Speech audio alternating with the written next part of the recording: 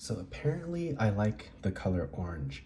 This is my everyday pen case. It's a Lit Hit Lab case in orange. I have this Muji orange gel pen that's usually in it. This is my orange bobblehead that sits on my desk. And even my everyday mechanical pencil is this Pilot 91 in orange. So as you can see, I like orange. I also like Lamy. Lamy, the Safari was my first fountain pen. I really like the 2000, but when you think of Lamy, at least when I think of Lamy, this is what comes to mind. Very understated in terms of design. Bauhaus, clean, form, function, form and function, the whole Bauhaus design principle. So this is what comes to mind when I think about Lamy. And when Lamy does a special edition, it follows the same sort of design. This Bauhaus blue that they made several years ago, it looks almost black. It almost looks exactly the same as the original. So that's typically been the Lamy way, which is why I get so excited when Lamy does something like these two.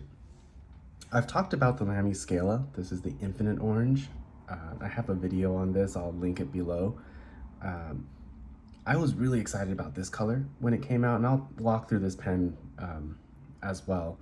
And that was because this color, up until this point, was a real departure for Lamy.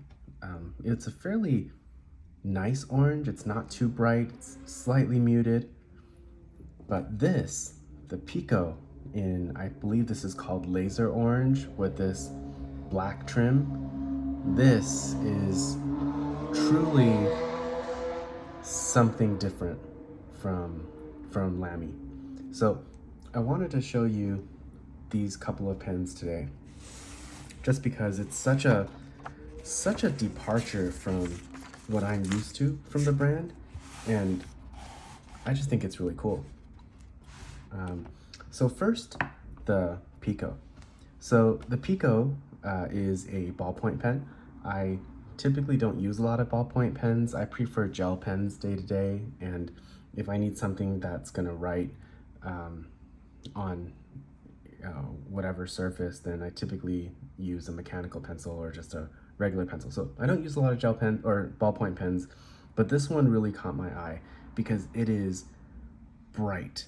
It is so eye-catching, really hard to ignore, and just not something you see every day from Lamy. The other thing is, I'll show you about how this works. This uses the Lamy, the M22, the miniature ballpoint refill.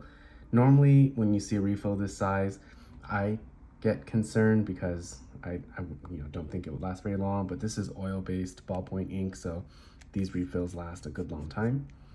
I really like the orange and the black. I think the contrast is really cool.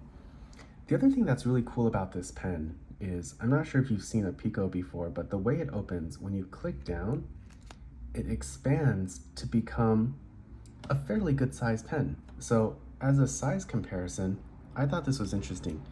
Extended, this pen is actually almost the exact size of a Lamy 2000.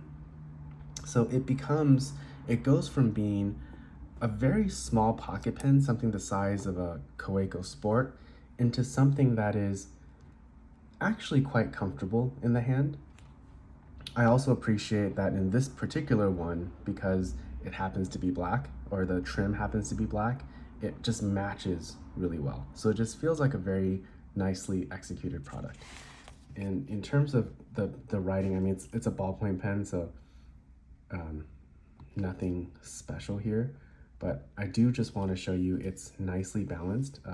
Typical ballpoint fashion, it skips a little bit, but once you start writing, it's perfectly fine. Nothing special, gets the job done, but this pen is very nicely balanced.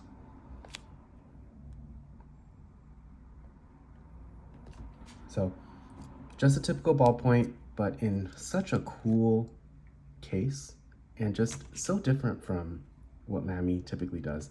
And this pen is approximately $30 to $35. So not the cheapest for a ballpoint, but I think this is quite cool. So let's take a look really quickly at the Scala. So this is the Infinite Orange. Compared to that Pico, this is a much more muted color. But again, this is the reason I bought this pen is because the color is such a departure from what I'm used to from Lamy. I also think that when you uncap the pen, it comes with this 14 karat gold nib, and the way Lamy does the nibs, they have this yellow sort of sliver of gold in the middle. And I think it actually matches the orange quite well. It gives the pen a nice calming,